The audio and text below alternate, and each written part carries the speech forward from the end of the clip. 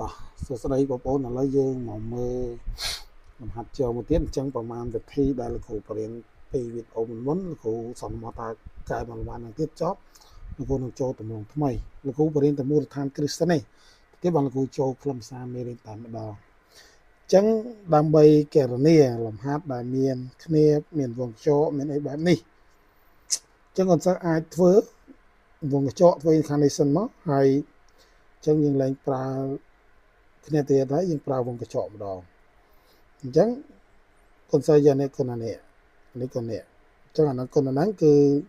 15គុណ4ឡើង60បាទ60បាទគឺ60អញ្ចឹងគ្រូលុបសិនគ្រូដាក់60បាទបូកអញ្ចឹងគុណស្អីយ៉ាងនេះចែកអានេះមក72ចែក8បាន9អូខេដកណាសមណាយើងដកអញ្ចឹងយក47ដក23អញ្ចឹងសល់24ហើយបានយើងយកមកចែកនឹង6ហើយបានគុណនឹង2តោះអញ្ចឹង60បូក9លោកគ្រូទុកសិនលោកគ្រូទុកសិនណាអាហ្នឹងលោកគ្រូទុកសិនលោកគ្រូយកអានេះចែកនេះ24ចែក6សល់4អញ្ចឹងដក4ហើយគុណនឹង2អូខេយើងទូទាត់វាណាទូទាត់វាមក60នេះបើយើងទូទាត់អានេះ9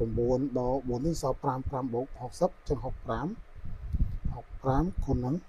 2ចឹងចម្លើយរបស់យើងគឺ130អូខេអញ្ចឹងចម្លើយរបស់យើងងាយអញ្ចឹងវិធីសាស្ត្រក្នុងការដោះស្រាយមានប៉ុណ្ណឹងអរគុណច្រើនជួបគ្នានៅវីដេអូក្រោយកុំភ្លេចជួយ like ជួយ share វីដេអូរបស់លោកគ្រូអ្នកមកផងដើម្បីលោកគ្រូនឹងធ្វើវីដេអូថ្មីជាច្រើនទៀតបាទអរគុណច្រើន